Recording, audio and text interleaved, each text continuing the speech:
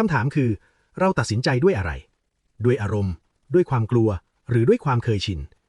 พระพุทธศาสนาไม่ได้สอนให้เราเชื่อแบบงมงายแต่ให้เรามีเครื่องมือเพื่อใช้ตัดสินใจอย่างมีสติปัญญาและเมตตาวันนี้เราจะมาทำความรู้จักกับเครื่องมือสำคัญเหล่านั้นที่สามารถนำไปใช้ได้จริงในชีวิตประจำวันครับ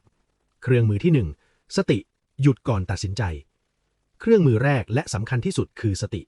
พระพุทธเจ้าตรัสไว้ว่าสติเป็นทางเอกเพื่อความบริสุทธิ์ของสัตว์ทั้งหลายสติคืออะไรไม่ใช่การคิดเยอะแต่คือการรู้ตัวในปัจจุบันขณะก่อนจะตัดสินใจใดๆถ้าเราขาดสติการตัดสินใจนั้นมักถูกขับเคลื่อนด้วยความโกรธความโลภความกลัวตัวอย่างง่ายๆมีคนพูดกระทบใจเราถ้าไม่มีสติเราตอบโต้ทันทีถ้ามีสติเรารู้ว่าตอนนี้โกรธเพียงแค่รู้ความโกรธจะอ่อนกำลังลงและการตัดสินใจจะเปลี่ยนไปทันทีสติคือปุ่มหยุดก่อนกดปุ่มตัดสินใจเครื่องมือที่2โยนิโสมนสิการแปลว่าการคิดให้ถูกทางเมื่อมีสติแล้วเครื่องมือต่อไปคือโยนิโสมนสิการแปลว่าการคิดโดยแยบคายคิดให้ถึงเหตุและผลพระพุทธเจ้าไม่สอนให้คิดตามอารมณ์แต่สอนให้ถามคำถามที่ถูกต้องเช่นสิ่งนี้เกิดจากอะไรถ้าทำแบบนี้ผลจะเป็นอย่างไรผลระยะสั้นกับผลระยะยาวต่างกันอย่างไรเช่นเรากำลังจะตัดสินใจโกหกโยนิโสมนสิการจะช่วยให้เรามองเห็นว่าอาจรอดวันนี้แต่ความไม่ไว้วางใจจะตามมาในวันหน้าการคิดให้ถูกทางทำให้การตัดสินใจไม่หลงทาง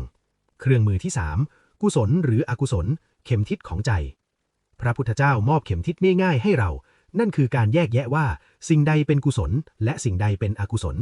ถามตนเองก่อนตัดสินใจว่าสิ่งนี้เพิ่มความโลภโกรธหลงหรือไม่หรือเพิ่มเมตตาความเข้าใจและปัญญาถ้าการตัดสินใจนั้นทำให้ใจเราหนักอึดอัดร้อนรุ่มมักเป็นอกุศลถ้าการตัดสินใจนั้นทำให้ใจโปร่งเบาและไม่เบียดเบียนนั่นคือกุศลใจที่สงบขึ้นคือสัญญาณว่าตัดสินใจถูกทาง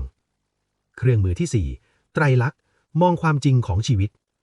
หลายครั้งที่เราตัดสินใจผิดเพราะเราคาดหวังให้ทุกอย่างสมบูรณ์แบบแต่พระพุทธเจ้าสอนความจริง3ประการเรียกว่าไตรลักษณ์ 1. ทุกสิ่งไม่เที่ยง 2. ทุกสิ่งทนอยู่ในสภาพเดิมไม่ได้ 3. ทุกสิ่งไม่ใช่ของเราอย่างแท้จริงเมื่อเข้าใจสิ่งนี้เราจะตัดสินใจด้วยใจที่เบาลงไม่ยึดติดไม่กลัวการเปลี่ยนแปลงมากเกินไปปัญญาเรื่องไตรลักษณ์ทำให้เรากล้าตัดสินใจอย่างไม่ยึดติดเครื่องมือสุดท้ายคือเมตตาและกรุณาตัดสินใจโดยไม่ทำร้ายก่อนตัดสินใจลองถามว่าการตัดสินใจนี้เบียดเบียนตนเองหรือผู้อื่นหรือไม่เราสามารถเลือกทางที่อ่อนโยนกว่านี้ได้ไหมเมตตาไม่ได้แปลว่าอ่อนแอแต่คือความกล้าหาญที่จะไม่ทำร้ายการตัดสินใจที่มีเมตตาจะไม่ทิ้งรอยแผลในใจ